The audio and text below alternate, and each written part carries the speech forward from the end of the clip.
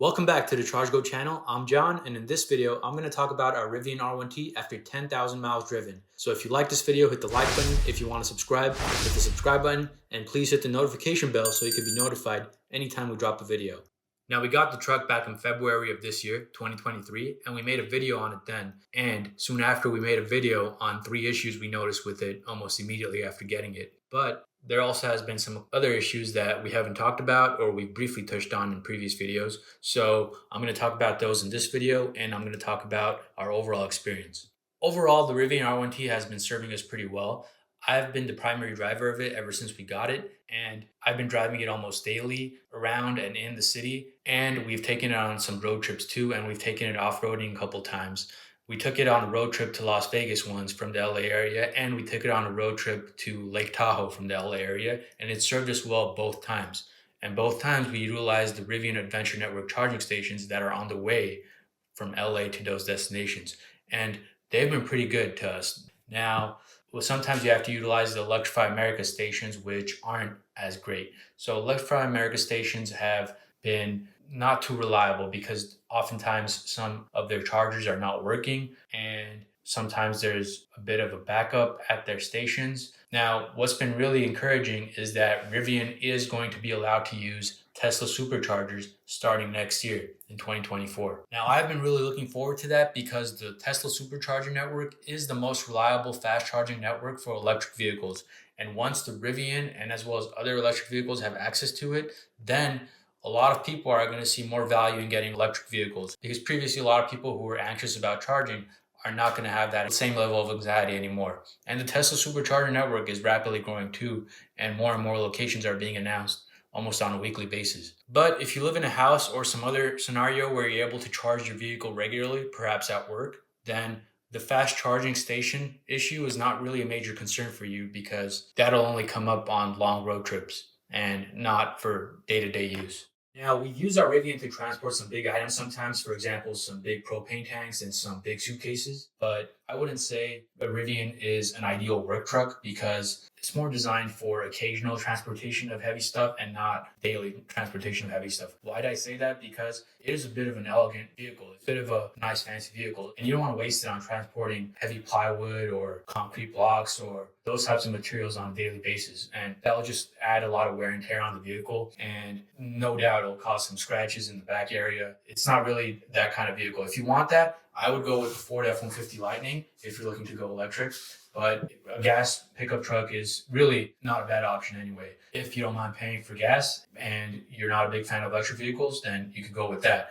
Since Rivians are fully electric trucks, there's not a lot of the same maintenance issues that Rivian owners have to deal with that gas or diesel truck owners have to deal with. For example, things like oil changes and things of that nature. But there have been some issues. And some issues with Rivians involve a Rivian service representative coming out to your home and being able to fix your issue there with all the tools they have that they carry along with them. But for some issues, you do have to take your Rivian to a Rivian service center.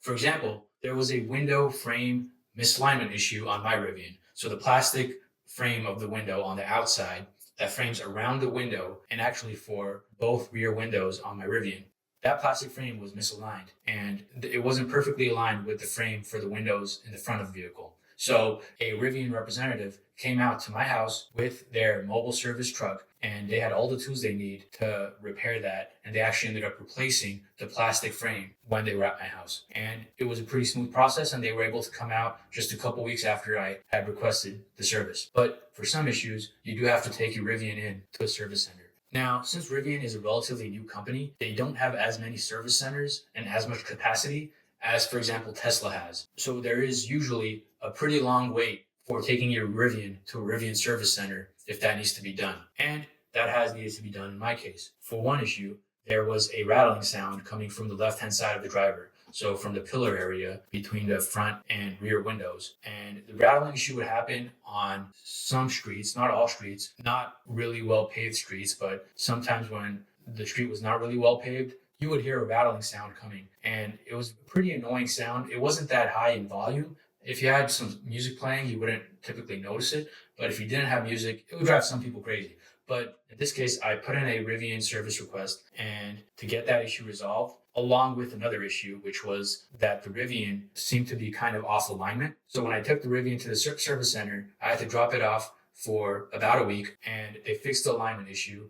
They said they had fixed the rattling issue with doing some insulation at a connection point in the pillar area, but actually I do hear the rattling sound even after taking it to the service center. So I have submitted another service request, and like the previous one, the wait time is a few months. So I have to wait a few months for my appointment to take it to the service center. But the first time I took it to the service center was a relatively smooth experience because they also had some loaners available, and I was able to get a Rivian R1T loaner. So that was nice, and I was able to drive that around while my Rivian was at the service center. Also at the service center, they put a full-size spare tire in the Rivian under the bed because I had purchased one from the gear shop.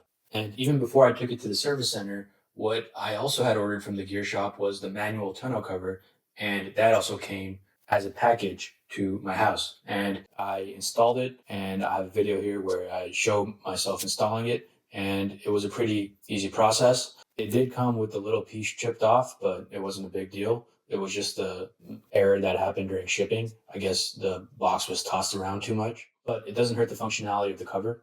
And Rivian does also have the power tonneau covers that it put on hold due to an issue that they have said that they're going to bring back at some point, but we don't know when yet. So we'll see when that comes back. Of course, the Cybertruck, which just came out from Tesla, it does have a power tonneau cover, but Rivian, right now, we're waiting to see when Rivian will come back with it. And overall, the Cybertruck, the Cyber Beast at least, has some specs that are better than the Rivian in terms of 0 to 60 time, which is 2.6 seconds for the Cyber Beast, but 3.0 seconds for the Rivian R1T. There's also things like the payload capacity, and the Cybertruck's payload capacity is a little greater than the Rivian's, and the maximum ground clearance is a little greater than the Rivian's too.